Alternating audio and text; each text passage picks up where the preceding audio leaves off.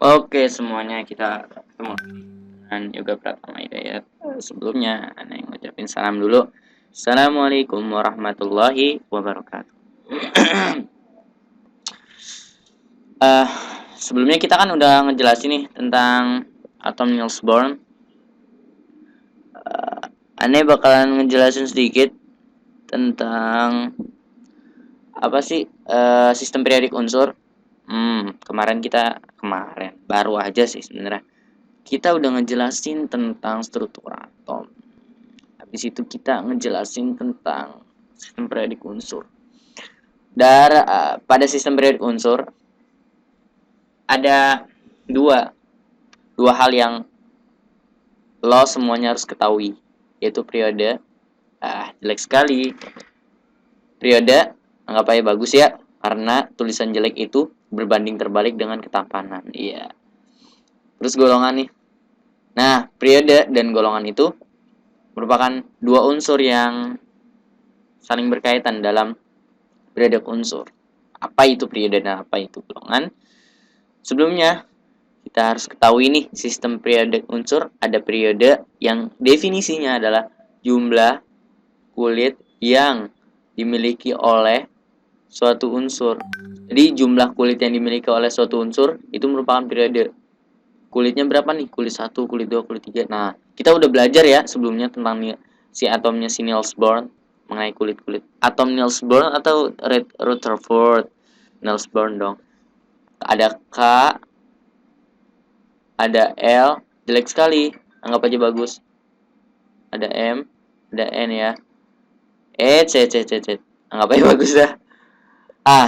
Lanjut aja. Nggak usah dipeduliin ini. Nah, unsur-unsur yang memiliki jumlah kulit sama akan ditempatkan pada periode baris yang sama. Nah, unsur yang memiliki jumlah kulit yang sama, ingat nih, buletin kulit yang sama akan ditempatkan pada periode baris yang sama juga. Kalau kulitnya sama, barisannya juga sama. Nah, ini rumusnya ya. Nomor periode, nomor periode. Nomor periode, nomor periode. Nomor periode, buset. Lanjut, nomor periode sama dengan berbanding lurus terhadap jumlah kulit. Nah, lanjut, tahu kan? Nah, kita belajar periode dan golongan nih. Nama golongan ditentukan oleh jumlah elektron di kulit terluar. Nah, nomor golongan ditentukan oleh jumlah elektron di kulit terluar, elektron valensi yang dimiliki oleh suatu unsur.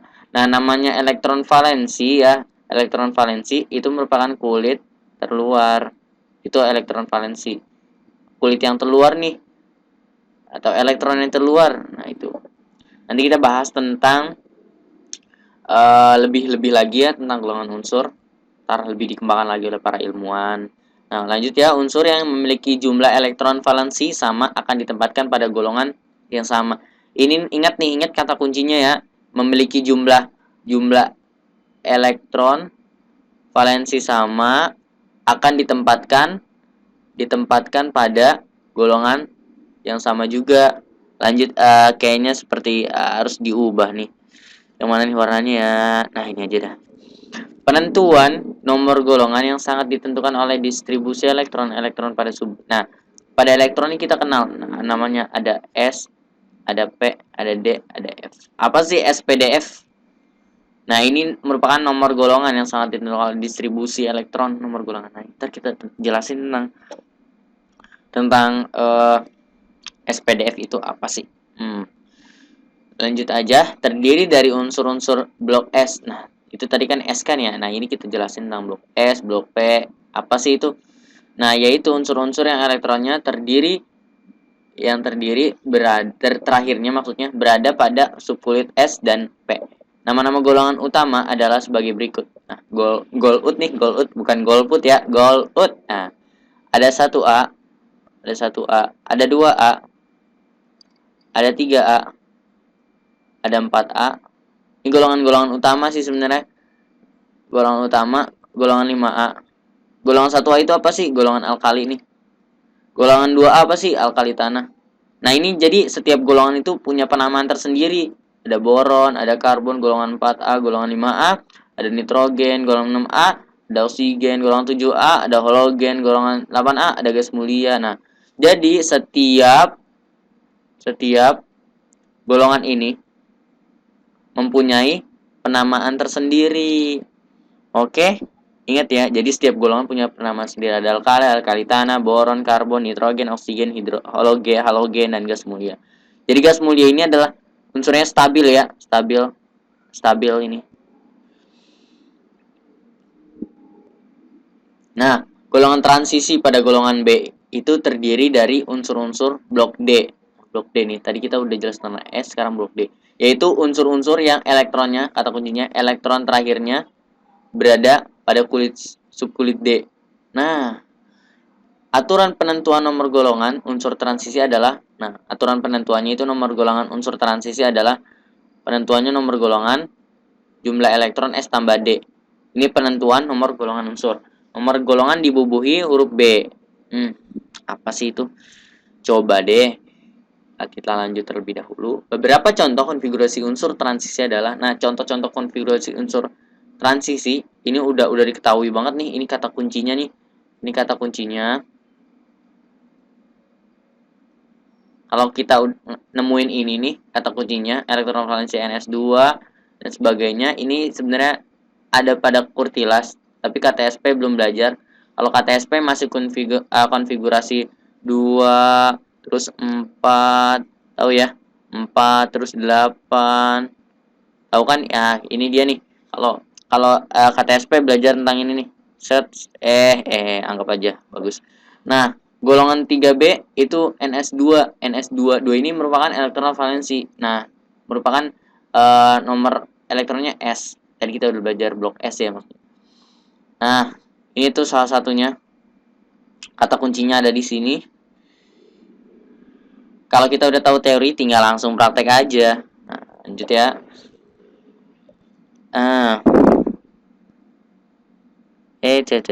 Lanjut. Nah, terdiri dari unsur-unsur blok F, V. Tadi kita udah belajar blok S. Sekarang blok blok F. Yaitu unsur-unsur yang elektron terakhirnya berada pada subkulit D. Nah, aturan penentuan nomor golongan unsur transisi adalah sebagai berikut. Nah, unsur lantanida. Unsur lantanida itu unsur yang di bawah. Ini kan unsur golongan nih di sini, unsur golongan.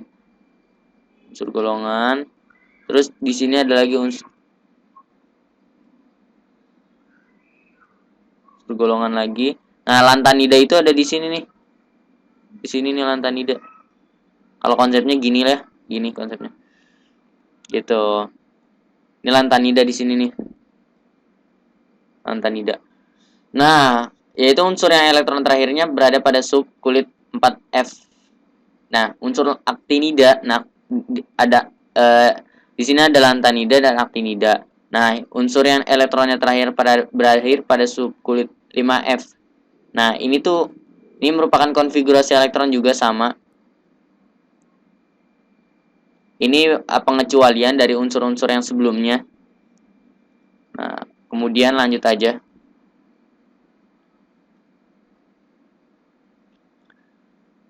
Contoh soalnya nih, kita langsung contoh soal supaya lebih mengerti. Masing-masing unsur A, B, C, D, dan E di bawah ini mempunyai konfigurasi elektron sebagai berikut. Kalau A-nya kan diketahui segini nih. A nih. Gini. Nah, dia tuh punya konfigurasi elektronnya demikian. Kalau B punya konfigurasi elektron demikian, C demikian, D demikian, dan E juga demikian. Udah diketahui nih. Nah, pasangan yang merupakan unsur dari satu golongan yang sama adalah, gimana nih cara pengerjaannya? Solusinya begini nih. Unsur A terletak pada golongan 2A ya. Tadi kan diketahui itu akhirannya tuh berdasarkan pada teori yang sebelumnya. Nah, ini udah ketahui nih. Jadi unsur yang terletak pada satu golongannya. Coba kita lihat deh. Sebelumnya. Jadi pada unsur yang sama, satu golongan ya maksudnya, ada pada jawaban apa nih? A dan E. Coba kita lihat. Kita analisis. A dan E. Coba cari A dan E. Nah, yang ini nih. Kok bisa sama sih? Coba kita analisis. 3S2 ya. 3S2. Kalau ini E-nya S2, S2. Nah, ini tuh berdasarkan teori yang sebelumnya kita ketahui, dan didasarkan juga pada teori yang tadi tuh kita udah bahas sih sebenarnya.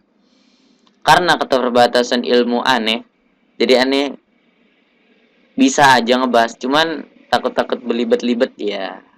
Lanjut aja deh, supaya nggak banyak omong ya. Kita lanjut.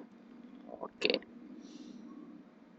Nah, nomor 2 nih, unsur yang dengan konfigurasi elektronnya 1s2, 2s2, 2p2, dan bahkan juga sampai unsur yang demikian nih. Termasuk golongan gas mulia atau energi ionisasi yang tinggi, sukar bereaksi, berada dalam bentuk atom. Nah, kita solusinya begini. Gas mulia memiliki 8 elektron terluar dan memiliki energi ionisasi yang tertinggi kan.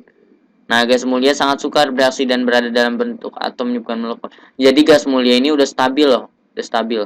Nggak perlu lagi dia bereaksi. Nah, jadi semua jawabannya benar. Berdasarkan solusi yang ada di sini, kan 8 elektron dia tuh gas mulia udah ini ya pokoknya.